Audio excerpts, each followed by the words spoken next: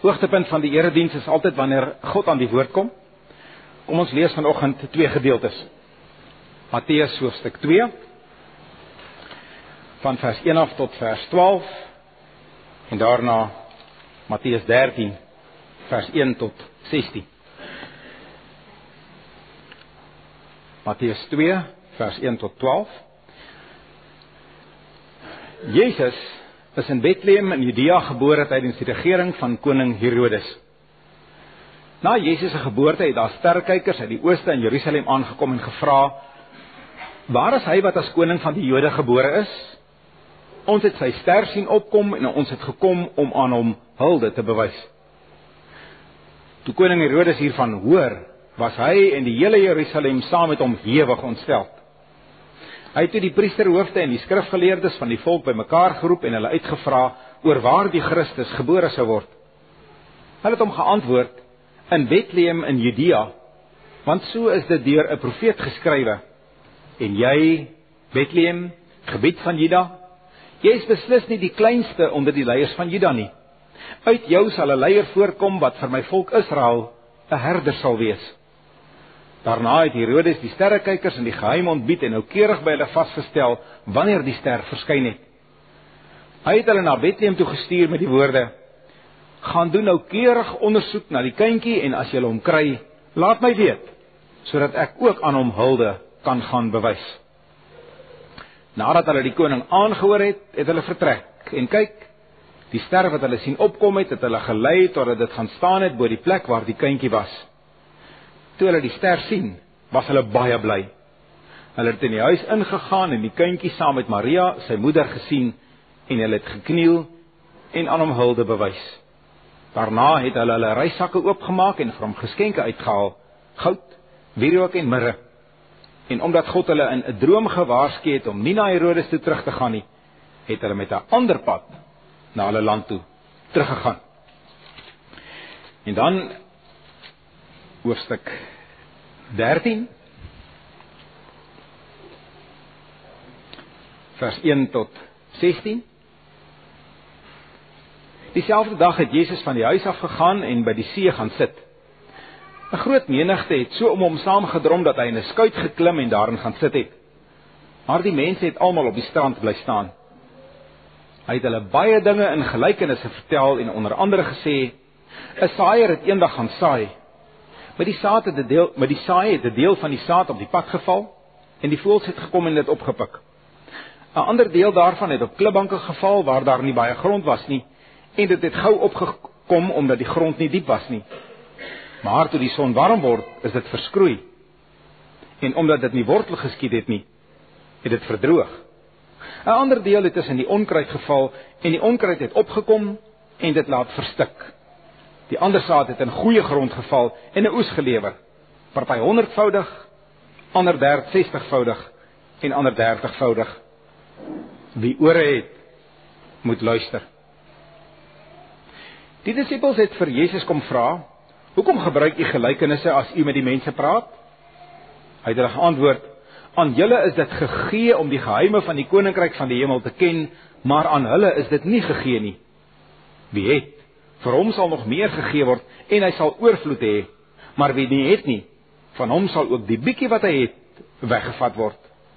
Om hierdie rede praat ek met hulle in gelykenisse, omdat hulle kyk maar nie sien nie, en hoor maar nie luister en verstaan nie. In hulle geval word die profesie van Jesaja vervul wat sê: julle sal hoor en tog niks verstaan nie, en kyk en tog niks sien nie. Hierdie volk se verstand is afgestomp.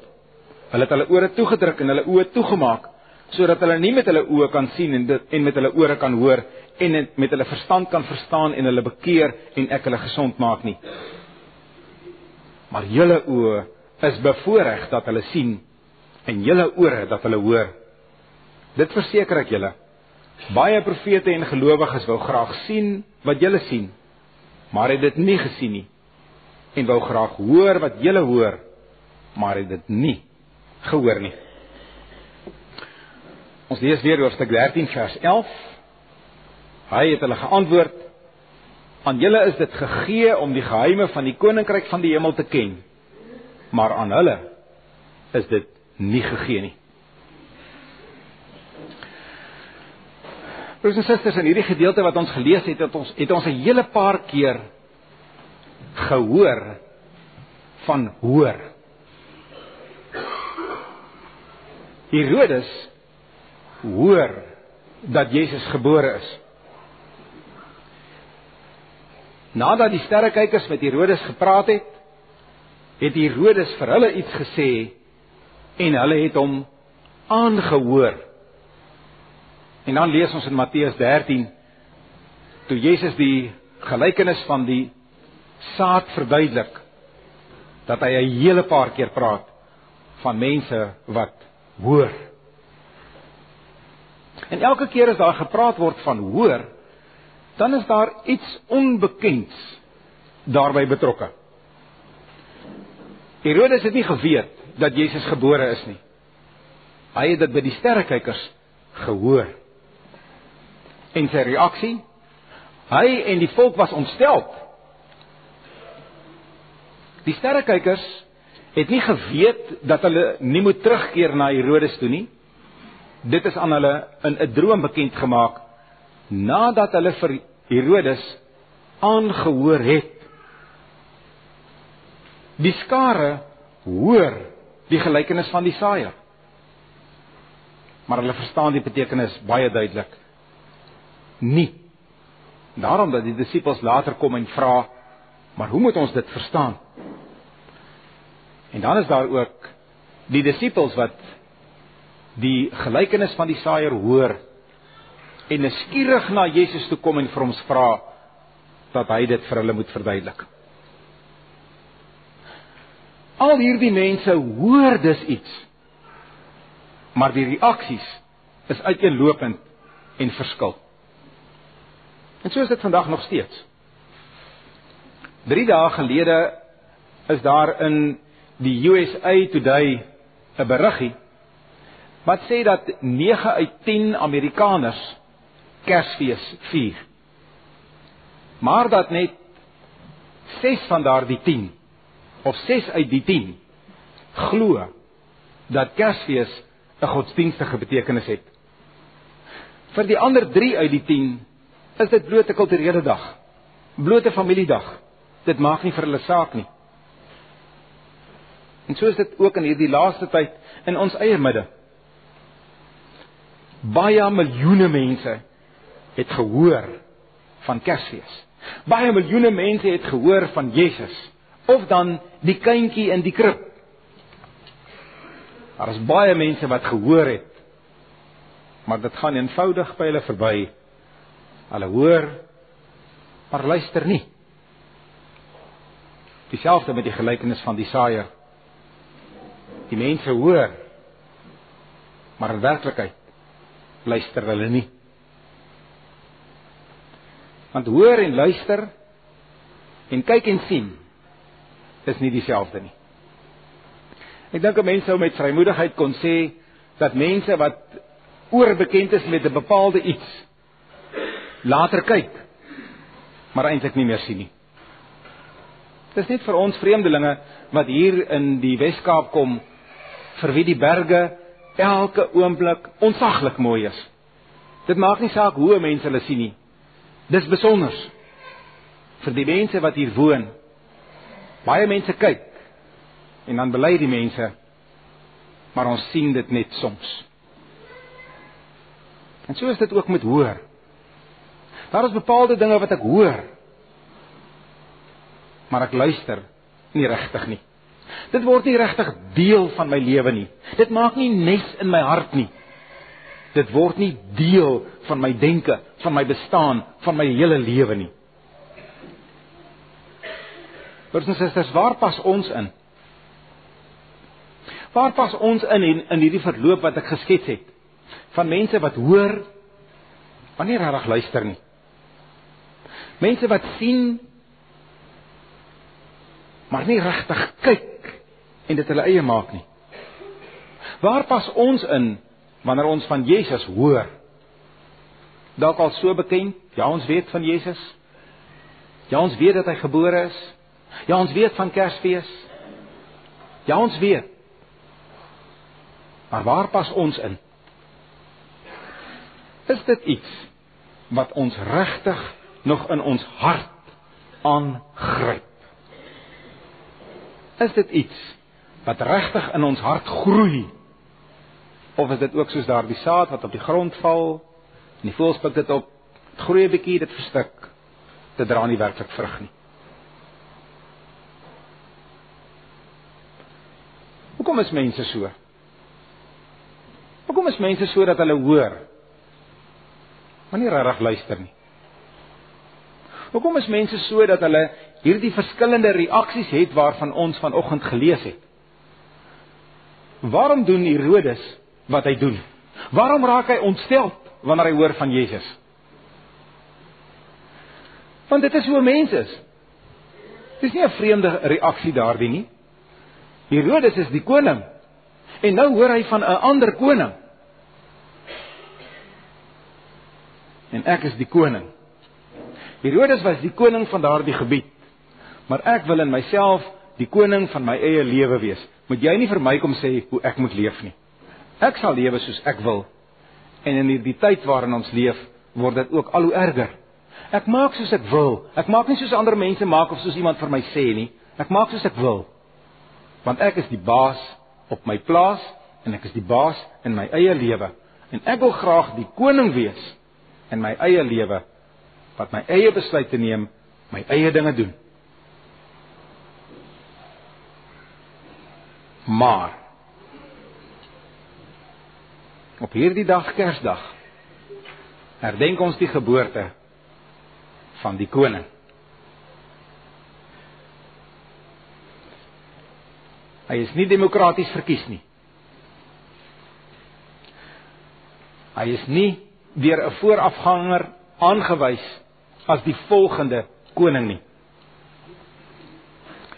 Hy het nie deur middel van 'n staatsgreep aan bevind gekom nie. Hy is eenvoudig die koning. Nie onderhandelbaar nie. Daar kan nie bespreking oor gevoer word nie. Hy is die koning. En op hierdie dag in die geskiedenis herdenk ons die geboorte van hom as koning.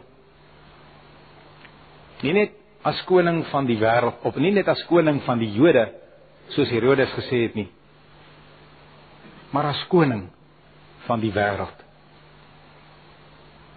Broers en susters, en dit is iets so besonders. So besonders, dat God, wat nie begin en einde het nie, dat God wat ewig God is, dat hy 'n geboortedag het. Dat Jesus Christus, dat die Seun van God, gebore word as mens, dat hy in hierdie wêreld na ons toe kom, sodat ons kan begin hoor, en sodat ons kan begin sien. Nie soos Herodes nie, maar sodat ons kan hoor, en sodat ons kan sien, soos nuutgemaakte mense.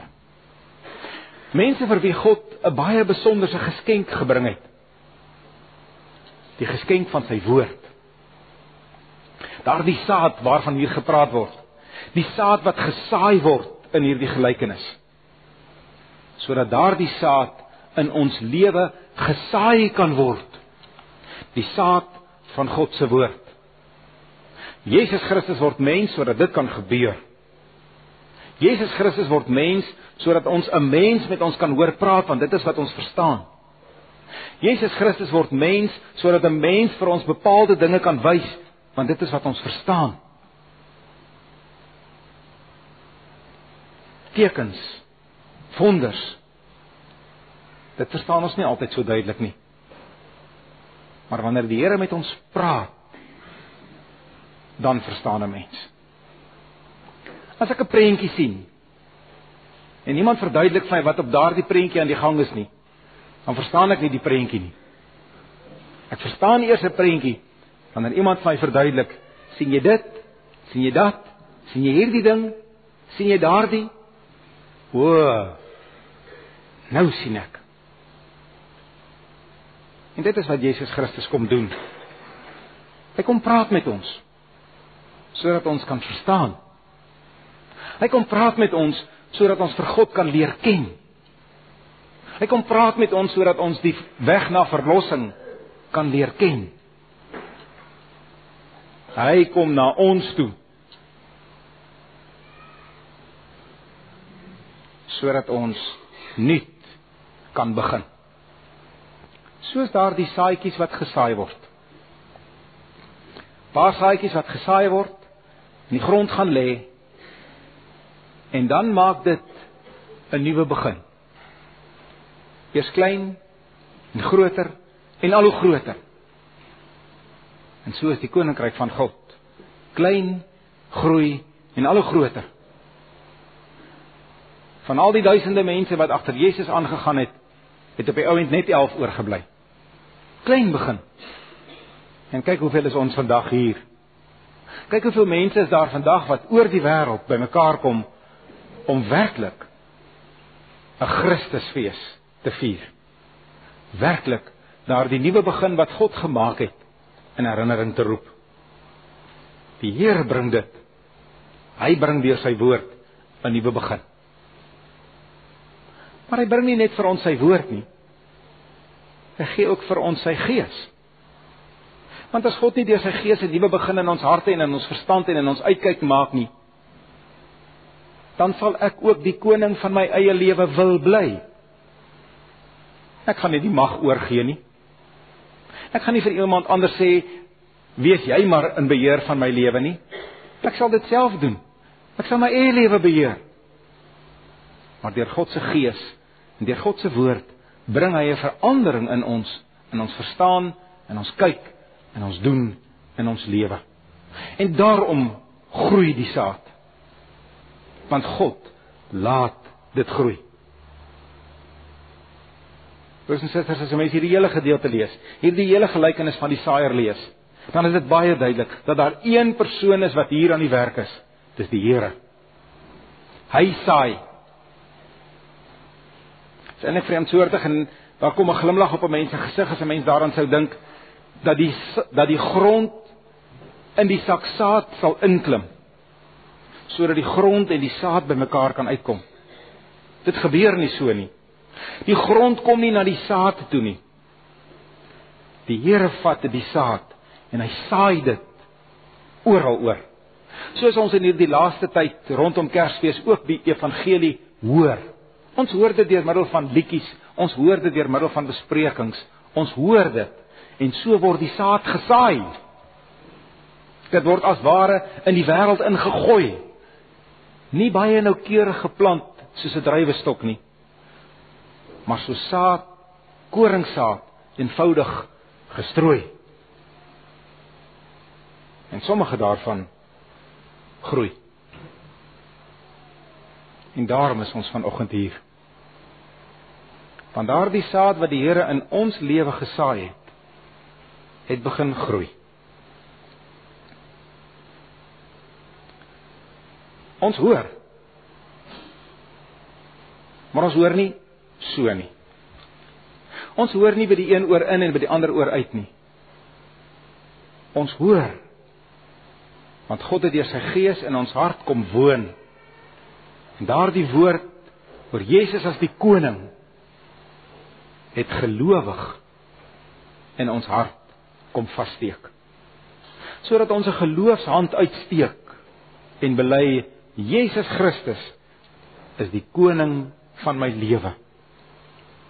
Jesus Christus is die redder in my lewe. Jesus Christus is die regeerder in my lewe.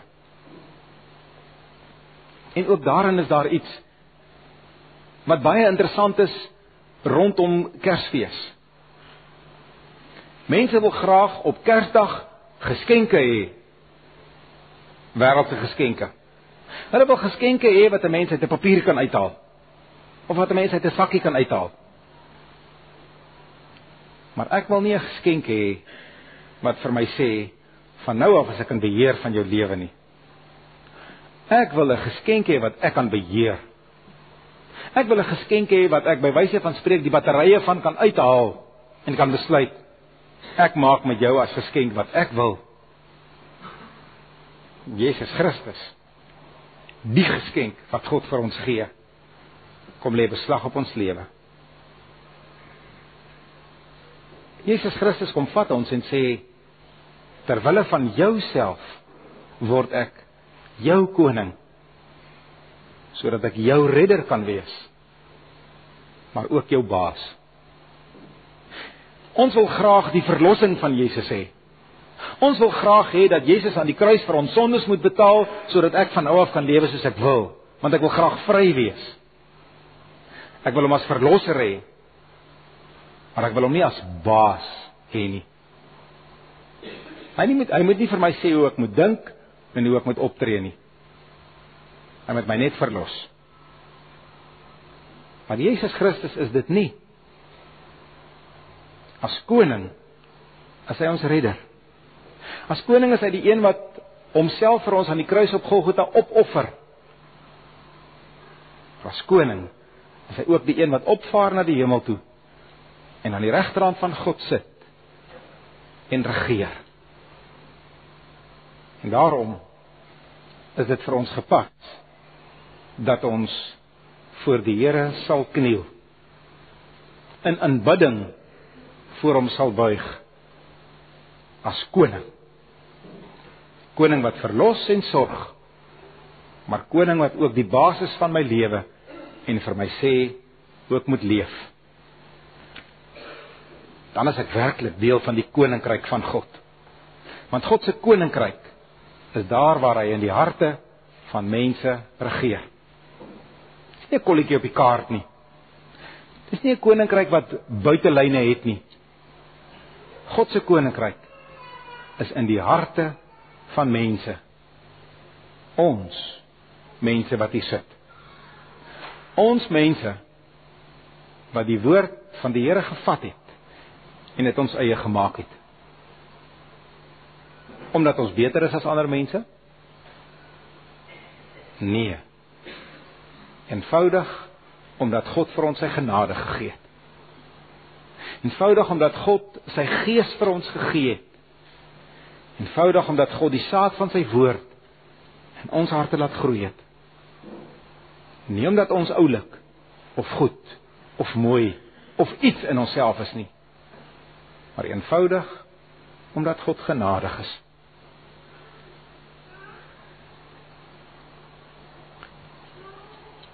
Broers en susters,